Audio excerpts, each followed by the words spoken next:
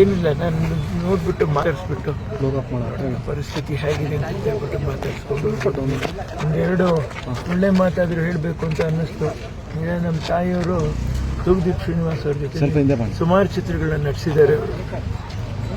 ಅವರಿಗೆ ಆರೋಗ್ಯ ಇಲ್ಲದಿದ್ದಾಗಲೂ ಕೂಡ ದರ್ಶನ್ ಅವ್ರು ಬಂದು ಪಾಪ ನೋಡಿ ನಮ್ಮ ತಾಯಿಯವ್ರ ಹತ್ರ ಮಾತಾಡಿಸಿ ಅಮ್ಮ ಹೇಳಿದ್ರು, ಏನಪ್ಪ ಕಲಾವಿದ್ರ ಮಗ ಯಾವುದೇ ಕಾರಣಕ್ಕೂ ದರ್ಶನ್ನ ಬಿಟ್ಕೊಡ್ಬೇಡ ಕಂದ ಅಂತಂತ ಹೇಳ್ಬಿಟ್ಟು ಹೇಳೋರಮ್ಮ.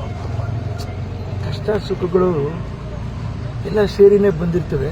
ಕೆಲವು ಸಮಯ ಎಲ್ಲವೂ ಚೆನ್ನಾಗಿದ್ದಾಗ ಏನೋ ಒಂದು ದೃಷ್ಟಿ ಪರಿಹಾರ, ಏನು ಕೆಟ್ಟ ಗಡಿಗೆಗಳು ಹೇಗೆ ಆಗೋಗ್ಬಿಡುತ್ತೆ ಅಂತಂದರೆ ನಮಗೇನೆ ಆಶ್ಚರ್ಯ ಆಗೋಗುತ್ತೆ.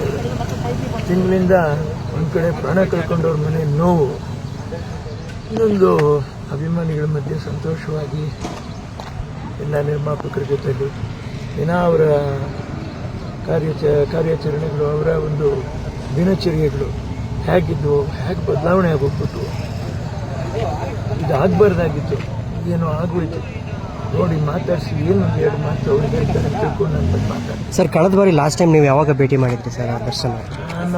ನಾನು ಮೈಸೂರಿನಲ್ಲಿ ಶ್ರೀರಂಗಪಟ್ಟಣದಲ್ಲಿ ಅಲ್ಲಿ ಮಾತಾಡ್ಸಿದ್ದು. ನಾನು 5ನೇ ತಾರೀಕು ನಾನು ಸರ್ಜರಿ ಆಯಿತು ನನಗೆ. 8ನೇ ತಾರೀಕು ಒಳಗಡೆ 5ನೇ ತಾರೀಕು ಮಾತಾಡಿದ್ದೆ ದರ್ಶನ್ ಅವ್ರ ತೋಟಕ್ಕೆ ಹೋಗ್ಬೇಕಾಗಿತ್ತು. ಸ್ವಲ್ಪ ಗಿಡ ಮರಗಳು, ಸೀಬೆ ಗಿಡ, ಕೆಲವು ಸ್ಪೆಷಲ್ ಗಿಡಗಳು ಬಂದಿದ್ವು, ಅವ್ರನ್ನ ತಗೊಂಡೋಗಿ ಅಲ್ಲಿ ನಮ್ಮ ಜನ ಕರ್ಕೊಂಡೋಗಿ ತೋಟದಲ್ಲಿ ಉಣಿಸ್ಬಿಟ್ಟು ಬರೋಣ ಅಂತ ಹೇಳ್ಬಿಟ್ಟು ಎಲ್ಲ ಮಾತಾಡಿದ್ವಿ.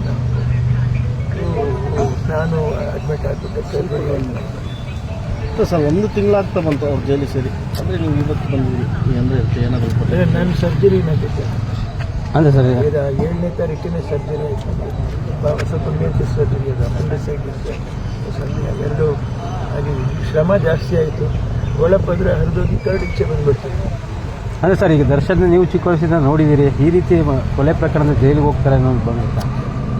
2ನೇ ಸರಿಯಾಗೋಯ್ತಲ್ಲ ಈಗಿನ ಪರಿಸ್ಥಿತಿ, ಈಗ ಆಗಾಯಿತು ಅಂತ ಹೇಳ್ಬಿಟ್ಟೆ ನಮಗೆ ಇನ್ನೂ ಕೂಡ ನನಗೆ ಅದು ಜೀರ್ಣಿಸ್ಕೊಳ್ಳೋಕ್ಕೂ ಆಗ್ತಾ ಇಲ್ಲ.